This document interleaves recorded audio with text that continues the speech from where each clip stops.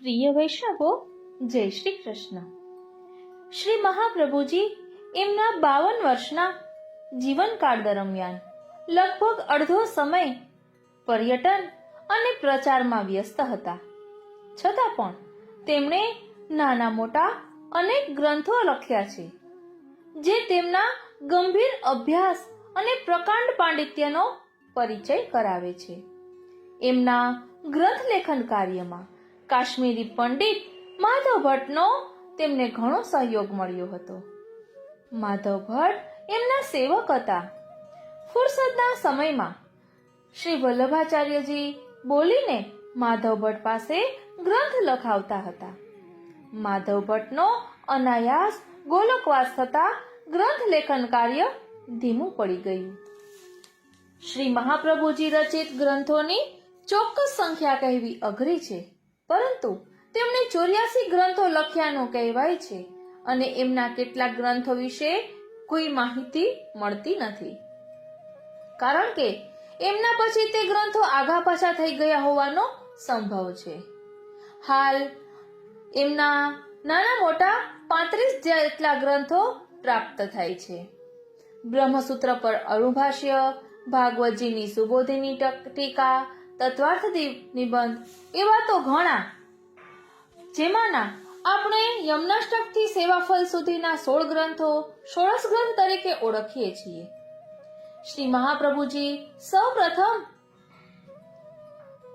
14 વર્ષની વયે ગોકુલમાં યમનાષ્ટક રચ્યું છે અને છેલ્લી એમની રચના આસુરવ્યામો લીલા પૂર્વેની કાશીમાં થયેલ શિક્ષા શ્લોકા છે. તેમના બધા ગ્રંથો સંસ્કૃતમાં છે. હવે અહીં આપણે પ્રશ્ન છે કે શ્રી મહાપ્રભુજી રચિત અને શ્રી ગુસાઈજી રચિત ગ્રંથોનો પાઠ શા માટે કરવો જોઈએ? તો તેનો રહસ્ય આપણે વચનામૃત દ્વારા સમજીશું. નિત્યલીલા પૂજ્યપાદ ગોસ્વામી 108 શ્રી ગોવિંદરાયજી મહારાજ શ્રી પોરબંદરવાળા એમના વચનામૃતના સંકલનમાં તેનો ખુલાસો વર્ણવ્યો છે. કહેવાય છે ને કે વેણુનાદ રૂપી વલ્લભની વાણી. તો ચાલો અહીં પ્રકટ પ્રમાણ દ્વારા સમજીએ. એક વખતે સાંજે આપશ્રીએ વચનામૃત કર્યા કે ઘણા વૈષ્ણવો શ્રી યમુનાજીના 41 પદનો પાઠ કરે છે, ઘણા શ્રી સર્વોત્તમજીના ધોળનો પાઠ કરે છે, ઘણા ષોડશ ગ્રંથોના ધોળનો પાઠ કરે છે, પરંતુ તે યોગ્ય નથી. ધોળ, પદ, કીર્તન આપણે ભલે ગાઈએ, પરંતુ જપ પાઠ શ્રી મહાપ્રભુજી અને શ્રી ગુસાઈજીના ગ્રંથો તથા સ્તોત્રનો જ કરવો જોઈએ. કારણ શ્રી મહાપ્રભુજી અને શ્રી ગુસાઈજીની વાણીમાં પાવર ઓફ સ્પીચ છે. તેથી એમના પાઠથી જે લાભ થાય છે, જે અનુભવ થાય છે, તે બીજાઓની રચનાથી થતો નથી. અહીં બિરબલ અને બાદશાહનું આપશ્રીએ એક દ્રષ્ટાંત આપ્યું, તે પણ સમજીએ. તે પહેલા એક લૌકિક ઉદાહરણ દ્વારા સમજીએ. અત્યારે હું કંઈક ફરમાન બહાર પાડું કે હવે આપણા ભારત દેશમાં આ નિયમ લાગુ પડવાનો છે, તો શું કોઈ માનશે ખરી? પરંતુ એ જ જગ્યાએ માનનીય શ્રી નરેન્દ્ર મોદીજી કહેશે કે હવે આપણા દેશમાં આ નિયમ લાગુ પડે છે, તો આપણે બધાય માનીશું. આને કહેવાય પાવર ઓફ સ્પીચ, કે જે અહીં મહાપ્રભુજી અને શ્રી ગુસાઈજી માટે કહી રહ્યા છે. તો ચાલો એક ઉદાહરણ દ્વારા સમજીએ. અકબર બિરબલનું ઉદાહરણ છે અને સાચી હકીકત છે કે જેના દ્વારા આપણને આ સમજાઈ જશે. એક વખત બાદશાહે બિરબલને પૂછ્યું કે તમે હિન્દુ લોકો ભાગવતજી, ગીતા વગેરે ધર્મગ્રંથોને બીજા ધર્મગ્રંથો કરતા ઘણું વધારે મહત્વ આપો છો, તેનું કારણ શું? ત્યારે બિરબલે જવાબ આપ્યો કે વેદ, ગીતા વગેરે ગ્રંથો છે તે ઈશ્વરની વાણી છે, તેથી તેમાં પાવર વધારે હોય છે. ધ્યાન આપજો, વેદ, ગીતા વગેરે ગ્રંથો તે ઈશ્વરની વાણી છે, તેથી તેમાં પાવર વધારે હોય છે અને વાંચનારને તેની અસર બહુ જ થાય છે. જ્યારે બીજા ધર્મગ્રંથો મનુષ્યના રચેલા હોવાથી ઓછી અસર કરે છે. ત્યારે બાદશાહે કહ્યું કે તે કેમ કરીને માની લેવાય?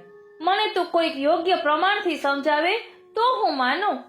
ત્યારે બિરબલે કહ્યું કે કાલે સભામાં હું આપને સમજાવીશ.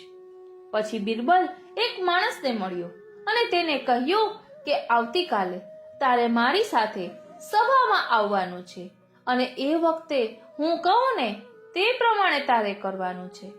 પછી બીજે દિવસે તે માણસને લઈને બિરબલ સભામાં ગયો અને બાદશાહની પાસે પોતાની નિયત જગ્યાએ બેસી ગયો. પેલા માણસને પોતાની બાજુમાં બેસાડ્યો. પછી બાદશાહે બિરબલને પૂછ્યું કે પેલા જવાબનું શું છે? ત્યારે બિરબલે સાથે લાવેલા માણસને કહ્યું કે તું ઊભો થા. એટલે એ માણસ ઊભો થયો. એટલે બિરબલે કહ્યું કે તારામાં જોર હોય ને એટલું એકઠું કરીને બાદશાહને 3 તમાચા માર. ત્યારે પેલો માણસ તો મૂંઝાઈ ગયો. તે વિચારવા લાગ્યો કે બાદશાહને તમાચા કેમ મરાય. તે તો જળ જેવો થઈને ઊભો રહ્યો. એટલે બિરબલે ક્રોધયુક્ત સ્વરથી તેને કહ્યું, અલ્યા સાંભળતો નથી? કહું છું કે બાદશાહને 3 તમાચા માર. છતાં પણ તે માણસની હિંમત ન ચાલી.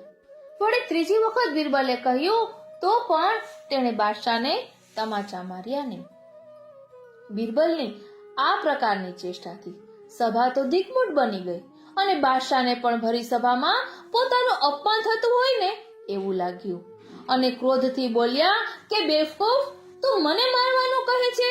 પછી બાદશાહે પેલા માણસને કહ્યું કે આ બિરબલને 6 તમાચા માર.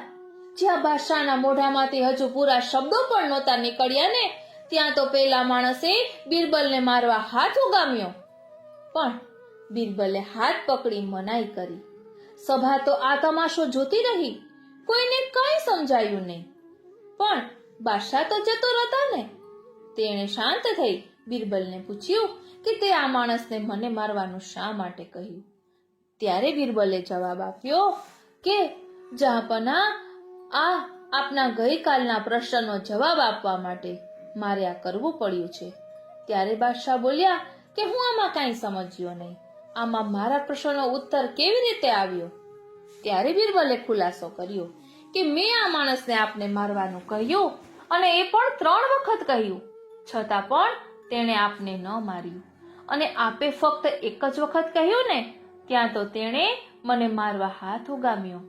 તેનું કારણ આપ નામદાર જહાંપનાહની વાણી મારા કરતા એટલી વધારે પાવરવાળી હોવાથી તેની અસર તેમના પર તુરત જ થઈ. અને મારી વાણીમાં એ પાવર ના હોવાથી તેણે મારું કહ્યું ન કર્યું. એવી જ રીતે ઈશ્વરની વાણી પાવરવાળી હોય છે. તેવી જ રીતે અમે લોકો વેદ, ભાગવત, ગીતા વગેરેને વધારે મહત્વ આપીએ છીએ. આ ઉપરથી વૈષ્ણવોએ સમજવું જોઈએ કે જપપાઠ શ્રી મહાપ્રભુજી શ્રી ગુસાઈજીના સ્તોત્ર ગ્રંથોના જ કરવા જોઈએ. અહીં ધ્યાન આપવાનું છે કે જપપાઠ પછી આપણે કામ કરતા કરતા કીર્તન, ધોળપદ એ ગાતા હોઈએ, સાંભળતા હોઈએ એ બધું કરવાનું. પણ જે જપપાઠનો કોઈ નિયમ લીધો હોય કે જે દરરોજ કરતા હોય સંસ્કૃતના સ્તોત્ર પાઠ, તો મહાપ્રભુજી ને શ્રી ગુસાઈજી રચિત, વલ્લભકુલના બાળકો રચિત સ્તોત્ર પાઠ કરવા. અને કહેવાય છે ને કે અષ્ટસખાઓની વાણી મંત્રાત્મક છે. એટલે આપણે સેવામાં અષ્ટસખા રચિત પદનું ગાન કરતા હોઈએ છીએ. એટલે અહીં એક ખુલાસો દર્શાવ્યો છે કે આપણે જે કરીએ એ સમજીને કરીએ તો અનેરો આનંદ આવે. આપણા મનમાં ઘણી વખત એમ થાય કે સત્સંગ કરીએ છીએ, પરંતુ શું સત્સંગ આપણામાં પ્રવેશ્યો છે? અને સત્સંગના પ્રકાર કેટલા છે? એવો પણ મનમાં પ્રશ્ન થાય. અને આ સત્સંગથી ભાવનું રક્ષણ થાય છે એવું કહ્યું છે, ભાવની વૃદ્ધિ થાય છે એવું કહ્યું છે. તો એ કઈ રીતે? તો ચાલો તે પણ સમજીએ. આપ શ્રી આજ્ઞા કરે છે કે સત્સંગથી ભાવનું રક્ષણ થાય છે. એટલું જ નહીં પણ ભાવની વૃદ્ધિ પણ થાય છે.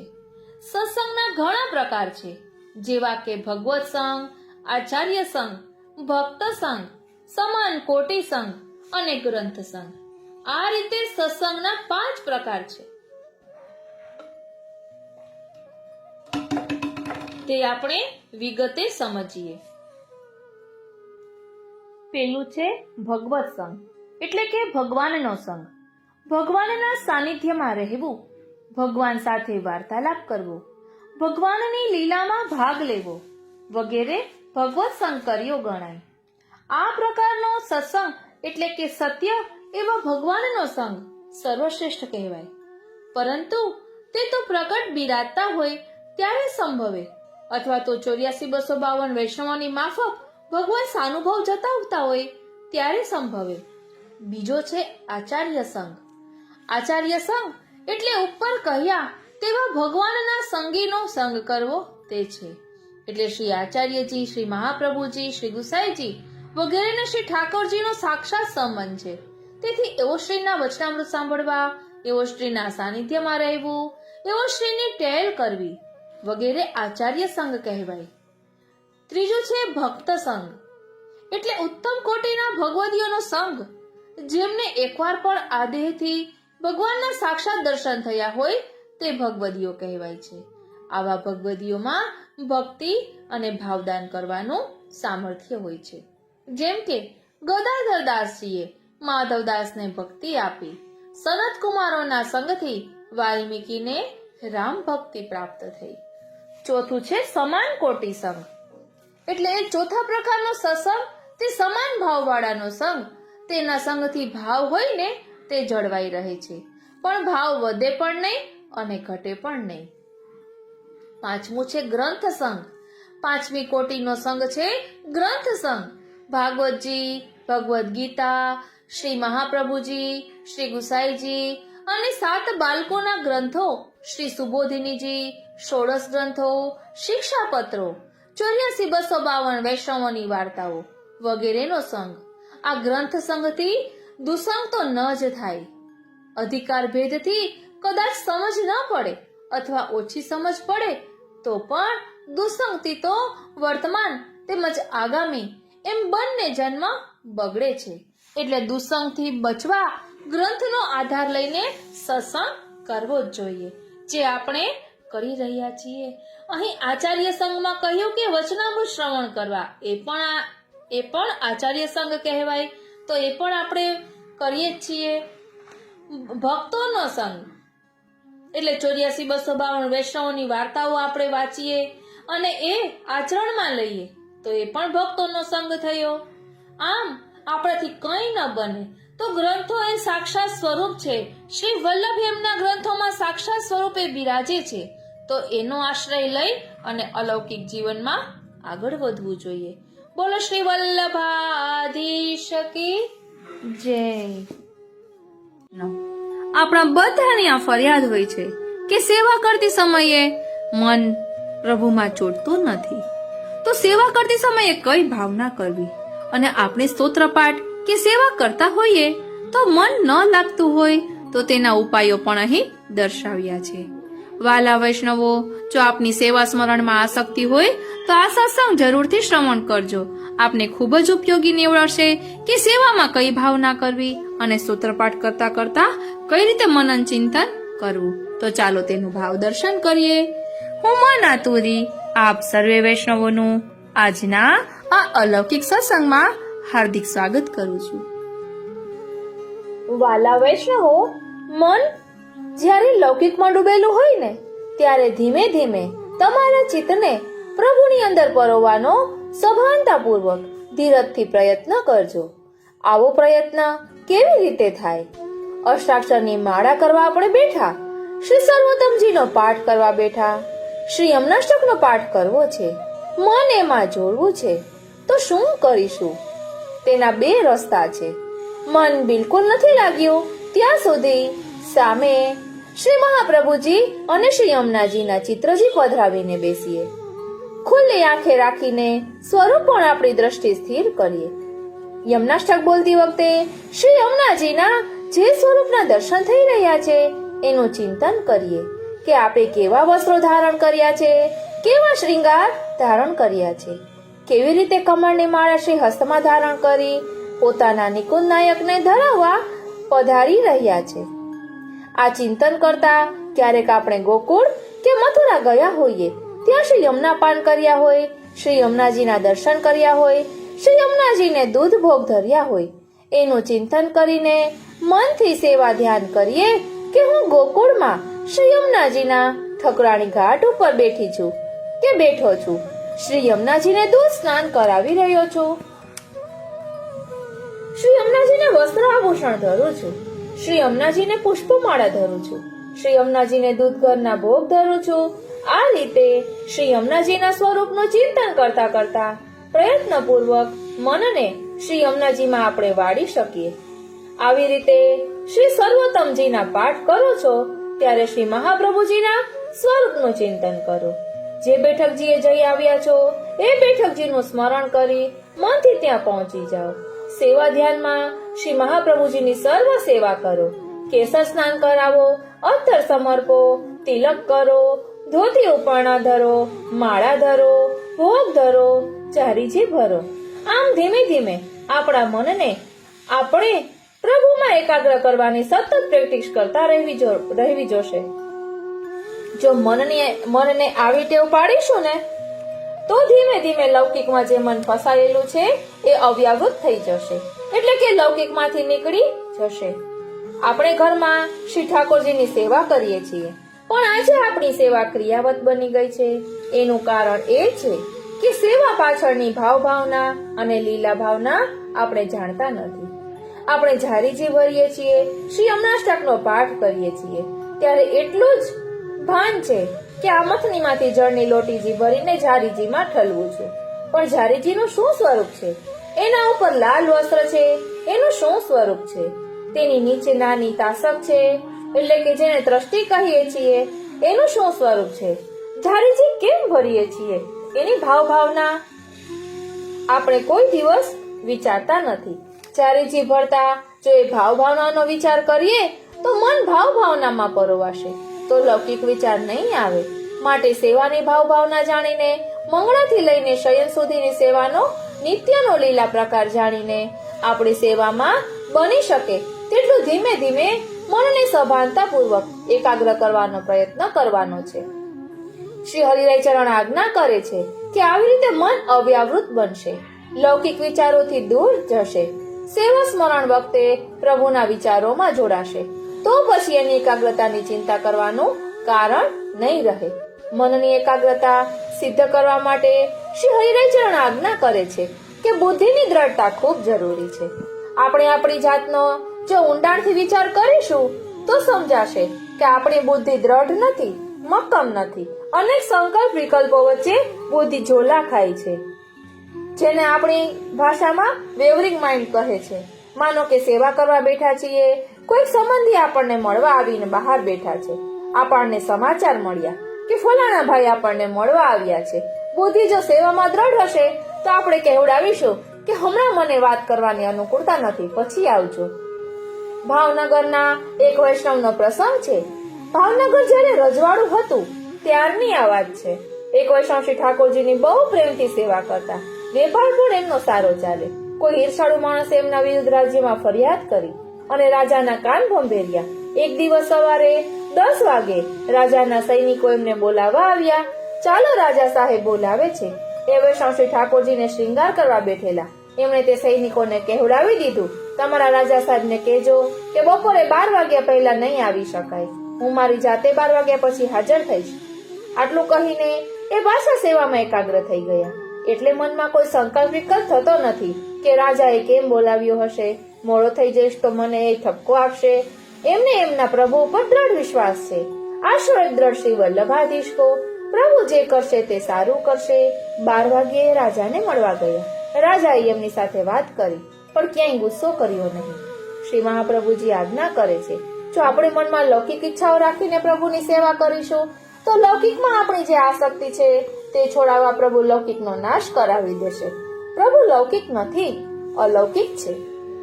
માટે બુદ્ધિને દ્રઢ રાખી સેવાનો સમય બીજા કશા કામ માટે નથી એવો આગ્રહ રાખી બની શકે એટલો સમય સેવામાં જોડાઈએ. સેવા કેટલો સમય કરવી એનું કોઈ પ્રમાણ શ્રી મહાપ્રભુજીએ આપ્યું નથી. સર્વ નિર્ણયમાં આપ આજ્ઞા કરે છે, તમે એક સમય સેવા કરો, બંને સમય સેવા કરો કે વધારે સમય સેવા કરો, દિવસમાં બને એટલી સેવા કરો. પરંતુ શ્રી મહાપ્રભુજી શરત મૂકે છે કે તમારું મન એકાગ્ર રહે ત્યાં સુધી સેવા કરો. આપણે ભલે 5 મિનિટ મિશ્રી ધરતા હોઈએ તો 5 મિનિટ પણ એ 5 મિનિટ શ્રી ઠાકોરજીની 5 કલાક સેવા કરતા હોઈએ તો 5 કલાક, અને 1 કલાક અને 2 કલાક સેવા કરતા હોઈએ તો 2 કલાક.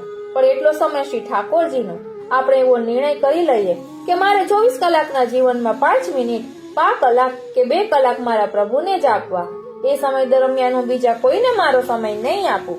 એ સમય દરમિયાન હું બીજા કોઈને મારા વિચાર નહીં આપું, મારી વાણી નહીં આપું, મારું મન નહીં આપું. કેવળ એટલો સમય હું મારા શ્રી ઠાકોરજીનો થઈને જ રહીશ. આપણે શ્રી ઠાકોરજીની સામે ફરિયાદ કરીએ છીએ કે 84,252 વૈષ્ણવો સાથે ઠાકોરજી બોલતા હતા અને હવે અમારી સાથે કેમ બોલતા નથી? ઠાકોરજીની આપણી માટે એક પણ ફરિયાદ છે કે મારો આ સેવક મૂંગો મૂંગો મારી સેવા કરે છે, એ મારી સાથે ક્યાં વાત કરે છે કે હું એની સાથે વાત કરું? આવતીકાલે તમારા ઘરમાં એક પ્રયોગ કરી જોજો. સવારે તમારા કુટુંબીજનને ચા આપો ત્યારે એમની સાથે મોઢું હસતું રાખ્યા વિના, ભારેખમ બનીને બોલ્યા વિના, આડું જોઈને ચાનો કપ એમની સામે સરકાવી દેજો. એ ઘરમાં હોય ત્યાં સુધી એમની સાથે બોલવાનું ટાળજો. જુઓ એનો શું પરિણામ આવે છે. એ પણ કહેશે કે તમે આવી રીતે મૌન ધારણ કરો તો અમે શું કરવા તમારી સાથે બોલીએ? લૌકિકમાં એક કવિએ બહુ મજાનું કહ્યું, આવી નહીં આદર, આવ નહીં આદર નહીં, નહીં નૈનો માને, આવ નહીં આદર નહીં, નહીં નૈનો માને. એ ઘર કદી ન જઈએ ચાહે કંચન વરસે મેં, એ ઘર કદી ન જઈએ જ્યાં કંચન વરસે મેં. એટલે સોનાનો વરસાદ વરસતો હોય તોય જે ઘરમાં આપણને આવકાર ન મળે, માન ન મળે, નેત્રોનો પ્રેમ ન મળે, એ ઘરમાં ફરીથી પગ ન મૂકીએ. એટલા માટે અહીં શ્રી ઠાકોરજી પણ આપણી ફરિયાદ કરે છે કે આ ઘરમાં હું આવ્યો પણ મને કોઈ આવ એટલું કહેતું નથી, મને કોઈ પ્રેમથી નથી કહેતું કે આરોગો, નથી કોઈ પ્રેમથી પૂછતું કે તમને કંઈક ફરિયાદ છે કે તમને કઈ તકલીફ છે. શ્રી ઠાકોરજી પણ મૂંગા શ્રી મહાપ્રભુજીની કાનેથી અંગીકાર કરીને ચૂપ રહે છે. તમે રોજ શ્રૃંગાર કરીને ઠાકોરજીને વેણુ ધરતા હશો, દર્પણ બતાવતા હશો. વેણુજી ધરો ત્યારે ઠાકોરજીને વેણુ વગાડતા હશે, પણ એનો નાદ શ્રી ઠાકોરજીએ તમને સંભળાવ્યો ખર્યો? ન સંભળાવ્યો તો કદી તમને સાંભળવાનું મન થયું ખરું? તમે કદી ઠાકોરજીને એવી વિનંતી કરી કે મહારાજ રોજ રોજ આ ઠાલી વેણુ શ્રી હસ્તમાં ધારણ કરી રાખો છો, પણ એનો સૂર અમને તો સંભળાવો? આપણી વિનંતી ન સ્વીકારી તો ક્યારે એમના ચરણોમાં આપણે રડ્યા ખરા કે તમારો આ વેણુનાદ અમને ક્યારે સંભળાવશો? આપણને તો એવું શીખવાડ્યું કે શ્રૃંગાર ધરીને શ્રીહસ્તમાં વેણુ ધરી દેવા, દર્પણ બતાવી દેવું, તેરો મુખ નીકો કે મેરો મુખ પ્યારી. ચાલો શ્રૃંગારની સેવા પૂરી થઈ. શ્રી ઠાકોરજીને પ્રેમથી વિનંતી કરો, આપણો એ અધિકાર છે. ઝઘડો કરવો પડે તો ઝઘડો કરો, પ્રેમમાં ઝઘડો થઈ જાય તો વાંધો નહીં. કાલે જો વેણુજી નો નાદ નહીં સંભળાવો ને તો પછી હું વેણુજી ધરવાની બંધ કરી દઈશ, ચોરી લઈશ તમારી આ મુરલીને. પછી શું વગાડશો? પણ એ માટે હૃદયમાં આતુરતા જોઈએ ને, એ માટે બુદ્ધિની દ્રઢતા જોઈએ, મન બરોબર પ્રભુમાં લગાડેલું રાખવું જોઈએ. શ્રી હરિરાય ચરણ આજ્ઞા કરે છે કે મનને એકાગ્ર કરવા બુદ્ધિ દ્રઢ કરવાની જરૂર છે. બુદ્ધિની દ્રઢતા કેવી રીતે થાય? શ્રી હરિરાયજી એનો ઉપાય બતાવે છે. લૌકિકમાં ભટકતી આપણી બુદ્ધિને દ્રઢ કરવા માટે આપણે નામ નિવેદન મંત્રનું સતત સ્મરણ ચિંતન કરવું જોઈએ. અષ્ટાક્ષર મંત્ર દ્વારા શરણ ભાવના વિચારવી જોઈએ. બ્રહ્મ સંબંધ મંત્ર દ્વારા સમર્પણની ભાવનાનું ચિંતન કરવું જોઈએ. આપણે કદી એવો પ્રશ્ન નથી કર્યો કે આપણા પુષ્ટિ માર્ગમાં 2 મંત્રની દીક્ષા કેમ અપાય છે? બીજા બધા ધર્મોમાં તો એક જ દીક્ષા મંત્ર હોય, પણ આપણા ત્યાં પહેલા નામ મંત્ર દીક્ષા અને પછી નિવેદન મંત્રની દીક્ષા. એનું રહસ્ય શું? નામ મંત્રની દીક્ષાથી આપણે પ્રભુના શરણે જઈએ છીએ, શરણાગત બનીએ છીએ. શરણાગત થવું, શરણાગતિ સ્વીકારવી એટલે શું? શ્રી હરિરાય ચરણોએ સમજાવ્યું છે કે જે નિર્બળ હોય એ બળવાનને શરણે જાય, બાળક હોય એ માતા પિતાને શરણે જાય, ઘરમાં સ્ત્રી વર્ગ હોય એ પુરુષ વર્ગના શરણે જાય, નબળો મિત્ર હોય તો એ સબળા મિત્રના શરણે જાય, પ્રજા રાજાને શરણે જાય. જ્યારે આપણે કોઈના શરણે જઈએ છીએ ત્યારે આપણે વિશ્વાસપૂર્વક જઈએ છીએ કે તેઓ મારું રક્ષણ કરશે, તેઓ મારી બધી જરૂરિયાતો પૂરી કરશે, એમની છત્રછાયામાં હું હંમેશા સલામત રહીશ. આવા દ્રઢ વિશ્વાસપૂર્વક આપણે બીજાનું શરણ સ્વીકારીએ છીએ. શ્રી મહાપ્રભુજી આજ્ઞા કરે છે કે આ જગતમાં સૌથી બળવાન, સૌથી સમૃદ્ધ, સૌથી વધારે રક્ષણ કરે એવું કોણ? તો કહે છે એ શ્રી કૃષ્ણ છે. એનાથી વધારે બીજું કોઈ તમારું રક્ષણ નહીં કરી શકે. એનાથી વધારે બીજું કોઈ તમારું યોગક્ષેમ વહન નહીં કરી શકે. એનાથી વધારે બીજું કોઈ તમને સલામતી નહીં આપી શકે. માટે તમે શ્રી કૃષ્ણના શરણે જાઓ. તમે શ્રી કૃષ્ણના ચરણ પકડી લો. હે શ્રી કૃષ્ણ, હું તમારા શરણે છું. તમે પ્રતિજ્ઞા કરી છે કે શ્રી કૃષ્ણ શરણમ મમ. હું મારા બધા કર્મો છોડી દઈને હું પોતે આજ સુધી મારા જીવનનું રક્ષણ કરવા મથામણ કરતો હતો. એ છોડી દઈને હવે હું તમારા શરણે આવ્યો છું. હવે હું આપના શરણે આવ્યો છું. મારું શરીર, મારું મન, મારો આત્મા તમારા શરણે, તમારા શરણમાં સોંપી દીધા છે. હું તમારું બાળક છું. તમે જેમ ઈચ્છો તેમ કરો, તેમ મને રાખજો. મને તમારામાં, તમારી કૃપામાં વિશ્વાસ છે. તમે મારું હંમેશા સારું જ કરશો. તમે મારી પાસે જે કઈ કાર્ય કરાવશો એ બધા કાર્યો મારા હિતના જ હશે. આમે જગતનું સર્વતંત્ર તમે ચલાવો છો. અમે જો એવું વિચારીએ કે આ બધું હું કરું છું તો એ મારી અજ્ઞાનતા છે. હું કરું એ જ અજ્ઞાનતા. શકટનો ભાર જેમ શ્વાન તાણે. ગાડા નીચે ચાલતા કૂતરા જેવા અમે તો છીએ. જગત ચલાવો છો તમે અને માનીએ છીએ કે આ જગત અમારાથી ચાલે છે. હવે અમને જ્ઞાન થયું છે કે તમે જ અમારા રક્ષણહાર છો. માટે અમે તમારા શરણે આવ્યા છીએ. નાનું બાળક માનું શરણ સ્વીકારીને નિરાતે ઘસઘસાટ ઊંઘે છે. એને શ્રદ્ધા છે કે હું ઊંઘતો હોઈશ ત્યારે મારી માતા મને છોડીને બીજે ક્યાંય આગી પાછી નહીં જાય. પરંતુ જો આપણને શ્રદ્ધા ન હોય, એવી ખાતરી હોય કે આપણું સ્વજન આપણે મૂકીને ચાલ્યું જશે, તો આપણે ઊંઘવાનો વિચાર નહીં કરીએ, જાગતા રહીશું. તમે જોજો કે બાળક મોટું થાય છે તેમ તેમ એનો અવિશ્વાસ વધે છે. એને ક્યારેક એમ લાગે છે કે મમ્મી મને ઊંઘાડીને ક્યાંક જવાની છે શ્રીનાથજી, માટે ઊંઘવાનું કહે છે. નહીં ઊંઘે એ જગત જાગતું રહેશે. આપણને પણ પ્રભુમાં અવિશ્વાસ છે, માટે આપણે માનીએ છીએ કે લાવ આ બધું હું કરી લઉં. શ્રી મહાપ્રભુજી આજ્ઞા કરે છે કે જો તમે શ્રી કૃષ્ણના શરણે ગયા છો તો હવે શ્રી કૃષ્ણ શરણમમ શ્રી અષ્ટાક્ષર મંત્રમાં અવિશ્વાસ ન કરશો.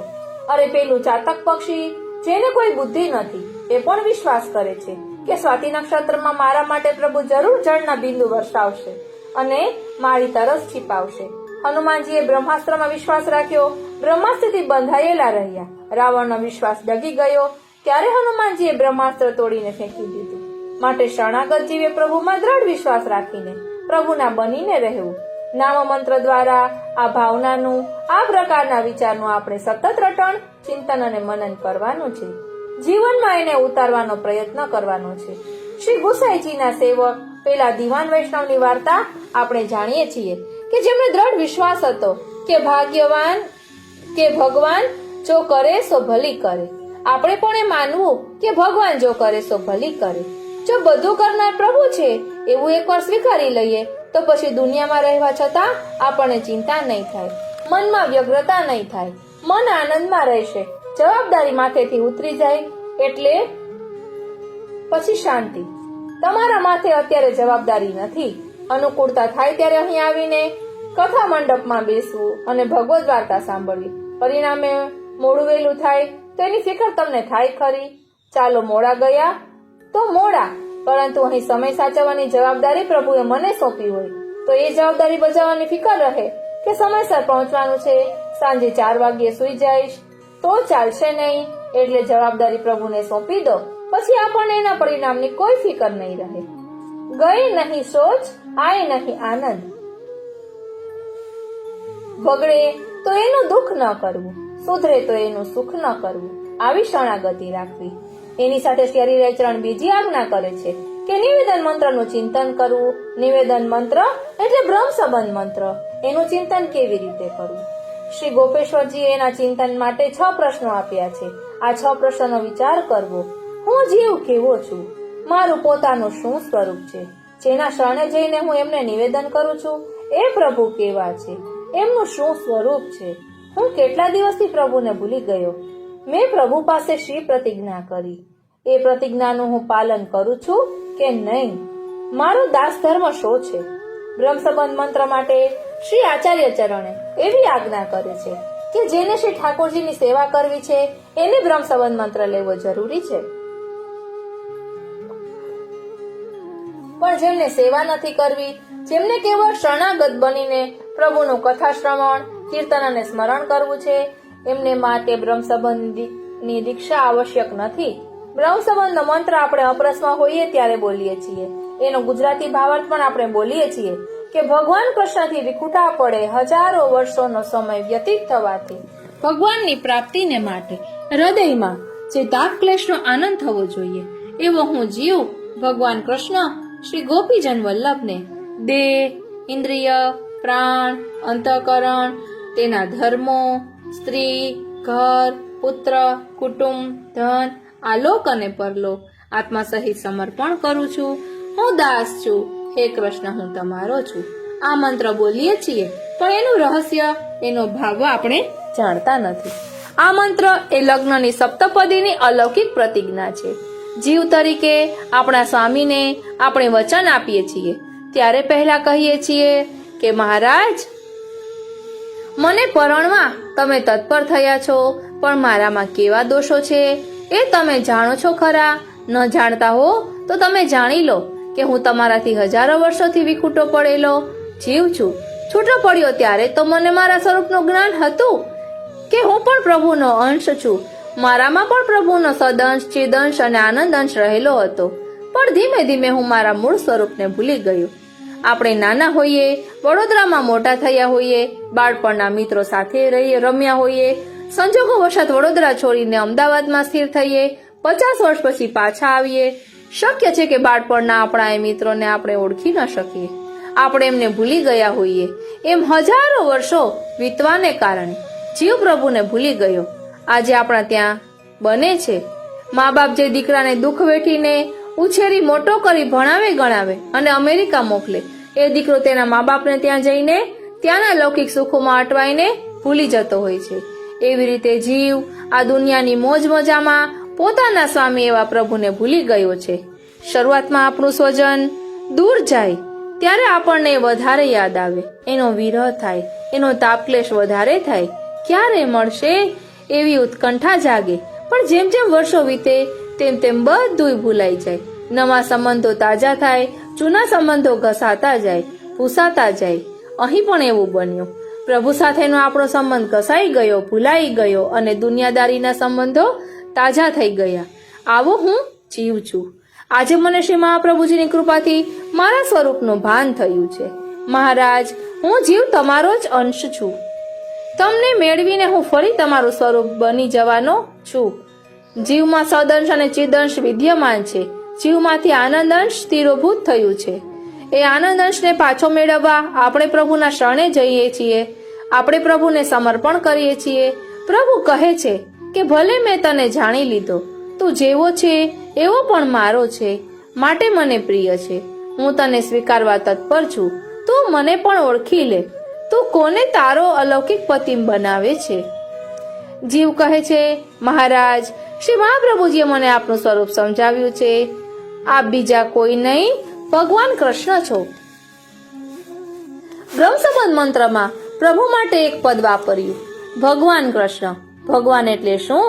જે ભક્ત હૃદયની ભક્તિ સ્વીકારવા માટે ભક્તના ભાવનું સ્વરૂપ ધારણ કરીને પધારે, તે ભગવાન કૃષ્ણ બનીને પધારે.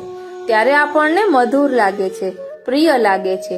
પરંતુ જો નરસિંહ બનીને પધારે તો આપણે કદાચ ડરી જઈએ, આપણે એમને સ્નેહ ન કરી શકીએ. ભગવાન જો વરાજી બનીને પધારે તો આપણે કહીશું કે આઘા જાઓ, તમારી સેવા કેમની થશે? પણ એ કૃષ્ણ બનીને, યશોદામાનો લાડકવાયો લાલ બનીને બાળકૃષ્ણ સ્વરૂપે પધારશે તો આપણે ઝટ લઈને આપણી ગોદમાં પધરાવી દઈશું. કૃષ્ણ શબ્દનો અર્થ શ્રી મહાપ્રભુજી સમજાવે છે કે કૃષ વત્તા હણ એટલે કૃષ્ણ. કૃષ એટલે જગતની સર્વ સત્તા અને હણ એટલે આનંદ. જેની પાસે જગતની સર્વ સત્તા અને સર્વ આનંદ રહ્યા છે, જે પૂર્ણાનંદ છે, તે દરિયામાંથી તમે 10 ગાગર પાણી કાઢી લો તો એ દરિયો ઘટતો નથી, કે એમાં 10 ગાગર ઉમેરી દો તો એ દરિયો છલકાતો નથી. પ્રભુનો આનંદ પણ આવો છે. એવા સકળ જગતના સૂત્રાધાર જેમણે આ સકળ જગત પોતાનામાંથી પ્રકટ કર્યું છે, જેઓ સર્વતંત્ર સ્વતંત્ર છે, એવા સર્વ સત્તાધીશ આનંદ ઘન પ્રભુ આપણા સ્વામી છે. શ્રી ગોકુલેશ પ્રભુએ આમાં એક પદ ઉમેર્યું કે આ કૃષ્ણ ગીતાના ગાયક કૃષ્ણને, દ્વારકાના રાજા કૃષ્ણને, કૃષ્ણના કયા સ્વરૂપને સમર્પણ કરીશું? ત્યારે કહ્યું કે શ્રી ગોપીજન વલ્લભને. ગોપીજનોએ જેમને પોતાના કર્યા, કાત્યાયની વ્રત દ્વારા જેમને પ્રભુ પ્રાપ્ત થયા, એ ગોપીજનોની નિકુંજમાં ખેલનારા, બિરાજનારા, પોઢનારા કૃષ્ણ, એમને હું સમર્પણ કરું છું. પ્રભુ કહે છે, ઠીક, તું મને શું આપે છે? ભક્ત કહે છે, મહારાજ, મારું આ શરીર હું તમને આપી દઉં. ઠાકોરજી કહે છે, મૂર્ખ, તારા એકલા શરીરને મારે શું કરવાનું? શરીર તો મળદું છે, એને ઘરમાં કોણ રાખે? જીવ કહે, હું મારી ઇન્દ્રિયો આપું છું. પ્રભુ કહે છે, ઇન્દ્રિયો જીવતી હોય તો કામની. આપણે કહીએ છીએ, મહારાજ, ઇન્દ્રિયોને જીવતી રાખનારું જે પ્રાણ તત્વ છે તે આપી દઉં છું. પ્રભુ કહે છે, પણ તારી આ જીવતી ઇન્દ્રિયો લૌકિકમાં ફસાયેલી છે હોય તો? જીવ કહે, મહારાજ, એનું નિયંત્રણ કરનાર અંતઃકરણ અને એના ધર્મો તમને આપી દઉં. પ્રભુ કહે છે, એનાથી શું થશે? મહારાજ, મારી સ્ત્રી આપું, પુત્ર આપું, ઘર આપું, ધન આપું, કુટુંબ આપું, મારું આખું જીવન તમને સોંપી દઉં. પ્રભુ કહે છે, ઠીક, આ તો એક જન્મનો તે સંબંધ સોંપ્યો, પછી આવતા જન્મમાં સંબંધ રાખવો કે તોડી નાખવો? જીવ કહે છે, મહારાજ, જેટલા જન્મ તમે આપશો તે બધા પરલોક પણ તમને આપી દઉં. ઠાકોરજી કહે છે, તારા જેવો લુચ્ચો બીજો મેં કોઈ જોયો નથી. બધું આપી દઉં, બધી આપું દઉં કરીને ચેકમાં તે મુકાય એટલા મીંડા મૂકી દીધા, પણ એકડો મૂક્યો નથી. મીંડાનો ચેક મારે શું કરવાનો? તારો આત્મા ક્યાં છે? આત્મા વિના બધું નકામું છે. જીવ કહે છે, મારો આત્મા પણ હું તમને આપી દઉં. સમર્પયામી, હું તમને સમર્પણ કરું છું. અત્યાર સુધી હું એમ કહેતો હતો કે અહમ બ્રહ્માસ્મિ, હું બ્રહ્મ છું. હવે હું કહું છું કે હું દાસ છું. મારું અહમ, મારી અહમતા, મારી મમતા બધું તમને આપી દઉં છું. તમારો દાસ બનીને રહું છું. આ બ્રહ્મ સંબંધ મંત્રનો ભાવાર્થ સમજાવતા શ્રી મહાપ્રભુજી આજ્ઞા કરે છે કે અહીં દાન કરું છું એવો શબ્દ નથી વાપર્યો, સમર્પણ કરું છું એમ કહીએ છીએ. એનું કારણ શું? દાન અને સમર્પણ એ બે વચ્ચેનો તફાવત સમજી લેજો. દાનની અંદર ટ્રાન્સફર ઓફ ઓનરશિપ, આપણી માલિકીનો હક આપણે બીજાને આપી દઈએ, એનું નામ દાન. કોઈ વસ્તુ કોઈકને દાનમાં આપીએ ત્યારે તે વસ્તુ ઉપરનો આપણો હક છોડી દઈએ છીએ, એ વસ્તુ એને હંમેશ માટે આપી દઈએ છીએ. સમર્પણની અંદર ટ્રાન્સફર ઓફ ઓનરશિપ નથી, સબમિશન છે. એમાં દાન નથી. જેની જે વસ્તુ હતી એને તે વસ્તુ આપણે પાછી સોંપીએ છીએ. કોઈ માણસ બહાર ગામ જાય ત્યારે એના ઘરની ચાવી આપણને આપીને જાય, એ પાછો આવે ત્યારે ચાવી આપણે એને પાછી આપી દઈએ. એ દાન નથી, સમર્પણ છે. શ્રી મહાપ્રભુજી સમજાવે છે કે દાન તો પોતાની વસ્તુનું થાય, પારકાની વસ્તુનું દાન કરવાનો આપણને અધિકાર નથી. આ ઘડિયાળને હું મારી ગણતો હોઉં તો હું એનું દાન બીજાને કરી શકું, પણ આ માઇકનું દાન હું બીજાને ન કરી શકું, કારણ કે એ મારું નથી. એમાં જે બધી વસ્તુઓ ગણાવી એ કશું આપણું નથી. એની માલિકી શ્રી ઠાકોરજીની છે, કારણ કે જગત એમણે સર્જ્યું છે. આ બધી ચીજ વસ્તુઓના સ્વામી એ છે. પ્રભુએ એમની સંપત્તિ આપણને સાચવવા માટે સોંપી છે. આપણે એના કસ્ટોડિયન છીએ, આપણે એના ટ્રસ્ટી છીએ, એના માલિક નથી. શ્રી મહાપ્રભુજી આજ્ઞા કરે છે કે જ્યારે આપણને ખબર પડે કે આના માલિક આપણે નથી, ત્યારે એના સાચા માલિકને પાછી સોંપી દેવી એ આપણી ફરજ છે. આપણે બધું પ્રભુને સમર્પણ કરી દીધું, પ્રભુના દાસ બની ગયા. શાસ્ત્ર કહે છે કે દાનમાં આપેલી વસ્તુ પાછી લેવાય નહીં, આપણાથી વપરાય નહીં. માટે અહીં દાન નથી, આપણા સ્વામી પ્રભુ છે, આપણે એમના દાસ છીએ, સેવક છીએ. પરિણામે સ્વામીએ વાપરેલી સ્વામીના પ્રસાદ તરીકે જે વસ્તુ આપણને મળે એ સ્વીકારવાથી કોઈ દોષ લાગતો નથી. વાલા વૈષ્ણવો, આ રીતે આપણે સેવા સમયે કઈ ભાવના કરવી જોઈએ અને સ્તોત્ર પાઠ કરતા કઈ રીતે મનન ચિંતન કરવું જોઈએ તેનું ભાવ દર્શન કર્યું. આપ પણ આ રીતે જરૂરથી પ્રયત્ન કરજો, આપને ખૂબ આનંદ આવશે. આજનો આ સત્સંગ શ્રીનાથજી, શ્રી યમુનાજી અને શ્રી મહાપ્રભુજીના ચરણારવિંદમાં સમર્પિત કરું છું. જય શ્રી કૃષ્ણ.